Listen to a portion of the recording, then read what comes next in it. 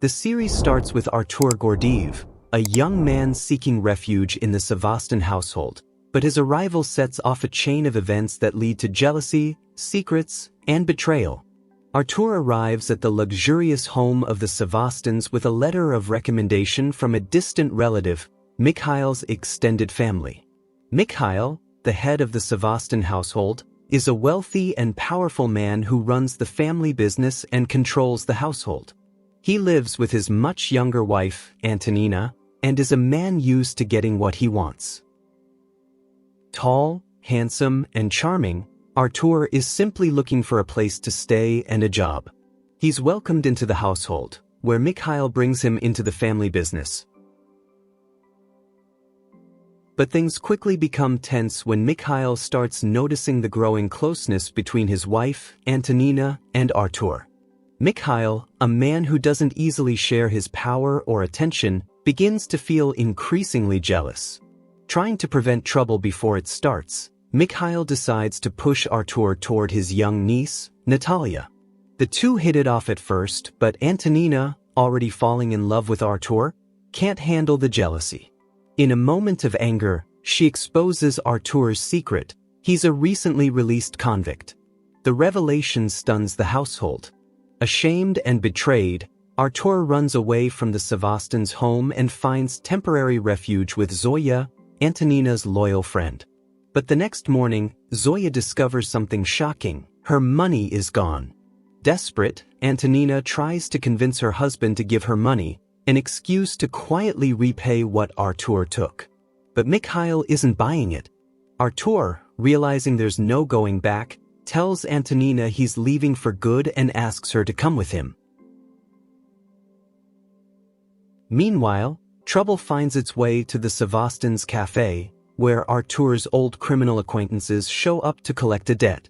The past he was trying to escape is coming back to haunt him and everyone around him.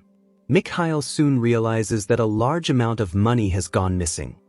Zoya steps in and reveals the truth about where the money went.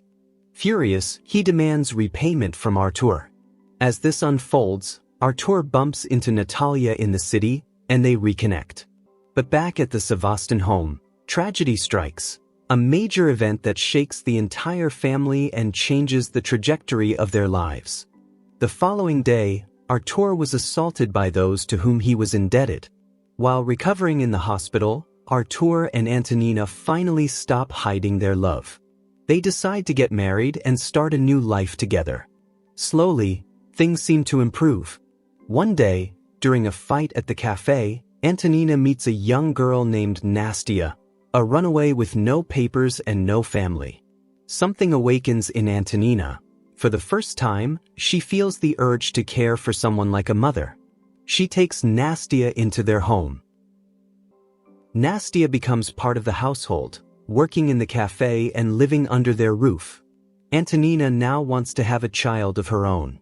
But as time passes, she starts noticing things, subtle glances, quiet conversations, between Artur and Nastia.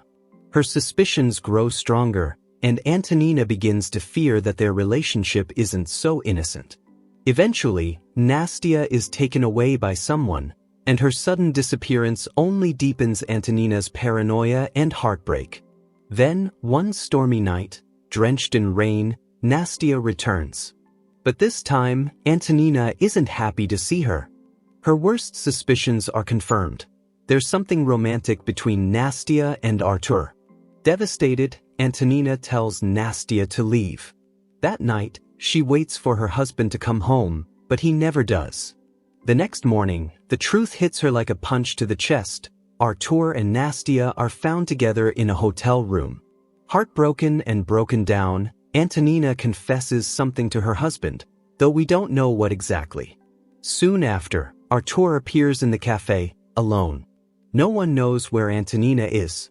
Rumors begin to swirl, and Artur becomes the prime suspect in her disappearance. The police get involved.